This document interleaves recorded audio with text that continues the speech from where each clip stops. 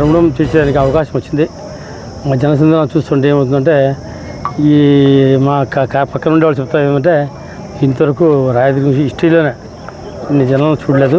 మా కారు మా వాహనం వెనుక పక్కన 1 కిలోమీటర్ ముందు 1 కిలోమీటర్ కంటిన్యూ అంటే ఎక్కడ కూడా స్టాప్ లేకుండా ఎక్కడ మనిషి కూడా ఇంత ఎండ వేడి ఉండే ఎంత ఎండ కూడా బయట ఉండే కానీ లాస్ట్ వరకు ఉన్నారు కాబట్టి వాళ్ళకి ఎట్లా కృతజ్ఞతలు చెప్పాలో నాకు అర్థంగా ఉండదు. దీంట్లో అర్థమైంది ఏమంటే జనాలు జగన్మోహన్ రెడ్డి గారి సిద్ధం సభలు ఏ విధంగా జరిగిందో అదేవిధంగా ఇప్పుడు అంటే ప్రజల్లో ఒక ఉత్సాహం వచ్చిందంటే జగన్మోహన్ రెడ్డి నాయకులు జగన్మోహన్ రెడ్డి గారు రెండోసారి సీఎం చల్లని ప్రజలు దృఢ నిశ్చయంతో ఉంటారు. దాంట్లో ఎటువంటి అనుమానం లేదు కాబట్టి వాళ్ళందరూ కూడా వచ్చి సహకరించి మా యొక్క మహోత్సవాన్ని నామినేషన్ మహోత్సవాన్ని చేపట్టం చేసినందుకు వాళ్ళందరికీ ప్రత్యేకమైన కృతజ్ఞతలు.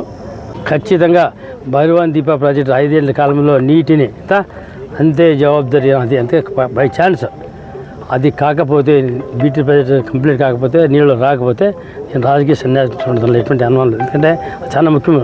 మీరు దానికి గుమ్మగట్ట మండలానికి గుమ్మగట్ట చాలా ముఖ్యమైన ప్రాజెక్ట్ కాబట్టి దాంతోపాటు ఎక్స్ట్రా చెరువులు 40-50 చెరువులు నింపేదానికి అవకాశం ఉంది. వాటిని కూడా నింపేదానికి ప్రయత్నం చేస్తాను. ఖచ్చితంగా మాటలు చెప్పడం కాకుండా చేతులతో చూపెళ్ళాం కాబట్టి నా ఉద్దేశం ఖచ్చితంగా రాయదుర్గంని నేను 1 year లోపలే ఎట్లా చేయొచ్చు అనేది ఒక ఎగ్జాంపుల్ మోడల్గా రాయదుర్గాన్ని తీర్చిదిద్దడానికి నా సాయశక్తిలో ప్రయత్నం చేస్తాను.